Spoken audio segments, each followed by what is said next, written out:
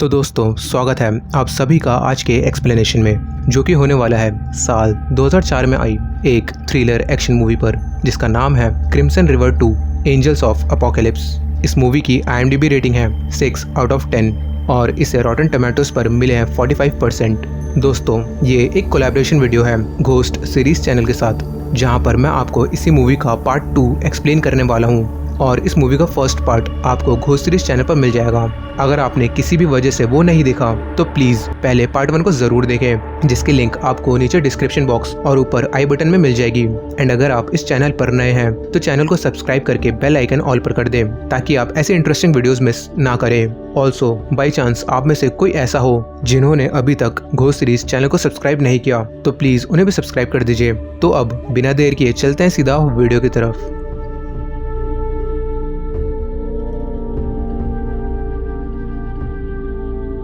Movie की शुरुआत में हम एक फ्रेंच चर्च को देख पाते हैं, जहां पर कुछ न्यू प्रीस्ट आते हैं। इनमें से एक प्रीस्ट रहने के लिए रूम नंबर 13 को चूज करता है। फादर उसे बोलते हैं कि 13 नंबर अनलकी है, तो यहाँ पर मत रहो, पर वो प्रीस्ट फादर को मना करके वहीं रुकने का तय करता है।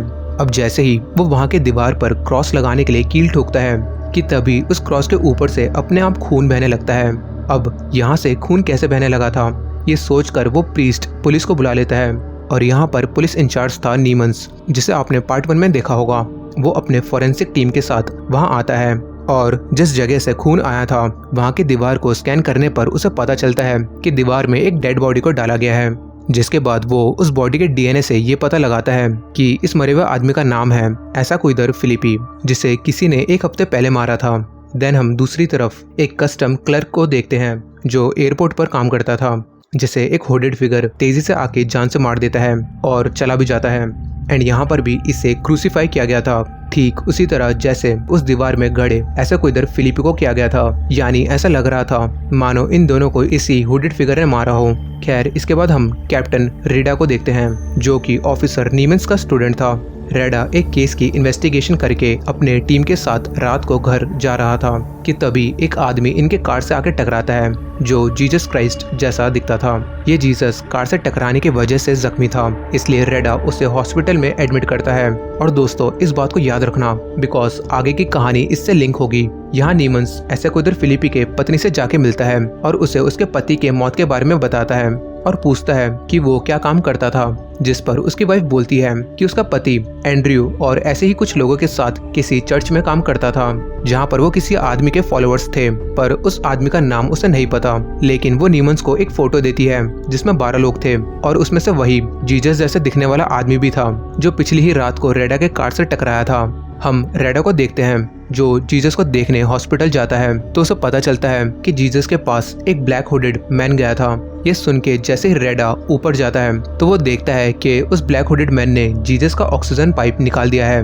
रेडा उस पाइप को वापस लगा के उस हुडेड मैन का पीछा करता है, पर यहाँ पर ये हुडेड मैन काफी पावरफुल एंड तेज था, ऐसा मानो कि उसके पास कोई सुपर नेचुरल शक्ति हो। काफी देर चेस करने पर भी रेडा उसे पकड़ नहीं पाता। दूसरी तरफ नीमंस ऐसा कोइडर फिलिपी के फोटो में उन 12 साथियों में से एक थॉमस नाम के बंदे को ढूंढने जाता है, पर वहाँ नीमंस को सिर्फ उसकी लाश मिलती है। यानी दोस्तों ये जो ब्लैक हुडेड लोग थे, ये जीसस नाम के बंदे और उसके 12 फॉलोअर्स को मारने की कोशिश कर रहे थे। उन्होंने अब तक एक को दीवार में गाड़ दिया था, एक को क्रूसीफाई किया था और अब इस तीसरे को टनल में मार दिया था, और तो और जीसस को भी मारने की कोशिश की थी हॉस्पिटल में जाके। अब नीमंस फाइनली हॉस्पिटल में आके जीसस से मिलता है और यहाँ पर उसकी मुलाकात रेडा से हो जाती है और यहाँ पर ये दोनों साथ में काम करने का डिसाइड करते हैं, जहाँ पर इन्हें पता लगाना था कि ये ब्लैक हुडेड लोग इन 12 लोगों को मारने के पीछे क्यों पड़े हैं। और जहाँ तक है ये पूरा केस रिलीजियस चीजों से जुड़ा हुआ था, इसलिए ये दोनों मैरी नाम की एक हिस्टोरिक डिग्री वाली पुलिस को भी अपॉइंट करते हैं। अब जब ये तीनों हॉस्पिटल में जीसस से बात करते हैं तो वो कुछ बड़बड़ा रहा था, पर वो किसी तरह ये बोलता है कि अपोकैलिप्स होने वाला है। लेकिन इस बात को ये लोग ज्यादा सीरियसली नहीं लेते। देन मैरी जो हिस्ट्री में माहिर थी, वो एक एंशिएंट बुक के हिसाब से उन फोटोज में से जो 12 लोग थे उनके हिस्टोरिक नेम्स प्रेडिक्ट करती है। पर ये कुछ खास बात नहीं थी, एज इससे केस में कोई भी हेल्प नहीं होती। पर शायद इसका अपोकैलिप्स से कोई कनेक्शन हो सकता था कि अगर ये 12 लोग मरेंगे तो अपोकैलिप्स होगा। अब ये लोग ये सब सोच ही रहे थे कि अगेन ज्वेलरी शॉप में और 2 लोगों को हुडेड मैन्स मार देते हैं, जो कि उन्हीं 12 लोगों में से थे। यानी अब तक 12 में से 5 लोग मारे जा चुके थे और बचे थे सिर्फ 7 लोग। अब नीमंस, रेडा और मैरी बचे हुए 7 लोगों में से 4 को ढूंढ के उन्हें बचाने जाते हैं ताकि इन्हें क्यों मारा जा रहा है ये पता चल सके। जहाँ पर ये बचे हुए 4 लोग फिशरमैन थे जो एक छोटी सी लेक के पास एक झोपड़े में रहते थे। नीमंस, रेडा एंड मैरी तीनों वहाँ जाते हैं तो वहाँ कोई नहीं था, पर वहाँ पर चूल्हा जला हुआ था एंड एक सिगरेट आधी जली हुई थी, एज इफ अभी अभी यहाँ से कोई गया हो। थोड़ी देर ढूंढने के बाद रेडा को लेक में उन्हीं 4 फिशरमैन की लाशें मिलती हैं जिन्हें काट दिया गया था। सभी खूनी को ढूंढने लगते हैं जो कि कोई और नहीं बल्कि वही ब्लैक हुडेड मैन था। वो रेडा पर हमला करके भागता है और जब नीमंस उसके पीछे जाता है तो उस पे भी मशीन गन से गोलियों की बौछार होती है, लेकिन वो किसी तरह उससे बच जाता है। अब यहाँ पर अभी तक 9 लोग मर चुके थे जिन्हें मार दिया गया था। पूरी पुलिस टीम ये ढूंढने में लगी थी कि ये हुडेड लोगों का गैंग आखिर है कौन। खैर उनका अगला टारगेट एक बंदा था जो कि सुपरमार्केट में काम करता था, इसलिए नीमंस एंड रेडा वहां जाते हैं और उस बंदे पर नजर रखते हैं। जैसे ही ब्लैक हुडेड मैन उसे मारने आता है, रेडा उसे कन्फ्रंट करके मारने लगता है। पर जैसा कि मैंने आपको पहले ही बताया था, इन हुडेड मैन्स की जो शक्ति थी वो नॉर्मल इंसान से कई ज्यादा थी, जिसके कारण वो लोग उस सुपरमार्केट में काम करने वाले बंदे को ले जाते हैं और इस बार भी नीमंस एंड रेडा के हाथ कुछ नहीं लगता। अब इसी रात को हुडेड मैन्स जिस बंदे को ले गए थे उसे वो क्रूसीफाई करके पुलिस स्टेशन के बाहर जला के चला जाता है, जिससे अब नीमंस को गुस्सा आता है और उसे पहले से ही शक था फ्रेंच चर्च पर, जहाँ सबसे पहले दीवार में लाश मिली थी। और इस चर्च में जो प्रीस्ट थे वो भी same kind of black hoods पहनते थे। इसलिए नीमंस एंड रेडा पूरी पुलिस फोर्स के साथ फ्रेंच चर्च की तलाशी लेते हैं, पर उन्हें वहाँ पर कुछ नहीं मिलता और वहाँ पर उनकी मुलाकात बर्लिन के एक मिनिस्टर हिममेरिच गार्टन से होती है, जो यहाँ आया हुआ था किसी रीजन से। अब ये क्या रीजन था इसके बारे में हमें जल्दी पता चलेगा। खैर बाद में मैरी नीमंस को बोलती है कि उसे एक राज की बात पता चली है। असल में पास्ट में लुटेर 2 ने इटली से खजाना लूटा था, जिसके बाद वो यहाँ आके छुप गया एंड यही मारा भी गया। लेकिन मरने से पहले उसने लूटे हुए खजाने की चाबी किसी को दे दी थी, जो कि अब एक फादर के पास है और उस चाबी के मिलते ही खजाना उसका हो जाएगा जिसके पास चाबी होगी। पर फिलहाल ये चाबी एक अच्छे इंसान के पास थी जिसे खजाने में कोई इंटरेस्ट नहीं था और मैरी को शक था कि फ्रेंच चर्च के जो प्रीस्ट हैं, जो कि वही ब्लैक हुड्स पहनते हैं, उन्हें ये खजाना चाहिए। तो उसकी बात मान के नीमंस, रेडा और मैरी एक चर्च में जाते हैं जहां वो उस प्रीस्ट को खजाने की चाबी दिखाने को बोलते हैं और जैसे ही वो प्रीस्ट चाबी दिखाता है, ब्लैक हुडेड लोग वहां आ जाते हैं और सबके साथ मारपीट करके चर्च के फादर को मार के खजाने की चाबी लेके चले जाते हैं। यानी एक बात तो क्लियर थी, फ्रेंच चर्च को खजाना चाहिए था जो उन्हीं के चर्च के बेसमेंट वाले बंकर्स में था। उसी रात को नीमंस एक चर्च के फादर से थोड़ी बहुत जानकारी निकाल के चर्च में रात को रेडा के साथ घुसता है और हम यहाँ बर्लिन के मिनिस्टर हिममेरिच गार्टन को भी देखते हैं, जो असल में इस खेल का मास्टरमाइंड था। नीमंस देखता है कि मिनिस्टर गार्टन ने इस बंद पड़े चर्च को वापस ओपन किया और यहाँ फेक फादर्स बना के अपने ही आदमी भेजे और खजाने का पता लगवाया और उसने इस काम में जीसस और उसके 12 फॉलोअर्स की भी मदद ली। और काम होने के बाद वो एक एक करके जीसस और उसके फॉलोअर्स को मार रहा था अपने आदमियों के जरिए। ऑल्सो वो अपने आदमियों को एक अलग किस्म का ड्रग देता था जिससे उसकी आदमियों की पावर कई गुना बढ़ जाती थी और गोली लगने पर भी उन्हें कुछ नहीं होता था।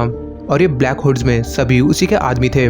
कुछ देर बाद मिनिस्टर गार्टन चर्च में घुसे रेडा एंड नीमंस को पकड़ लेता है और फिर इन दोनों के सामने ही मिनिस्टर उस खजाने की चाबी को एक की होल में डालता है जो कि जमीन में थी, जिसके बाद उसके अंदर से एक गोल्डन कलर का चेस्ट निकलता है जिस पे थोड़े बहुत प्राचीन पत्थर लगे हुए थे और उसी में से एक एंशिएंट बुक निकलती है जिससे एक ट्रैप जुड़ा हुआ था ताकि कोई भी उस खजाने तक पहुंच ना पाए। एंड मिनिस्टर के उस बुक को ओपन करते ही वो भी इस ट्रैप में फंस जाता है अपने आदमियों के साथ, जिसके बाद वो पूरा कमरा पानी से भरने लगता है और उसी पानी में उसके सारे आदमी मारे जाते हैं। नीमंस एंड रेडा जिनके हाथ बांध दिए गए थे वो उसी बंधी रस्सी के सहारे पानी के ऊपर आते हैं। वहीं दूसरी तरफ मिनिस्टर खजाना ना मिलने के चलते और पकड़े गए तो जेल होगी ये सोच के अपने आप को गोली मार के खुदकुशी कर लेता है।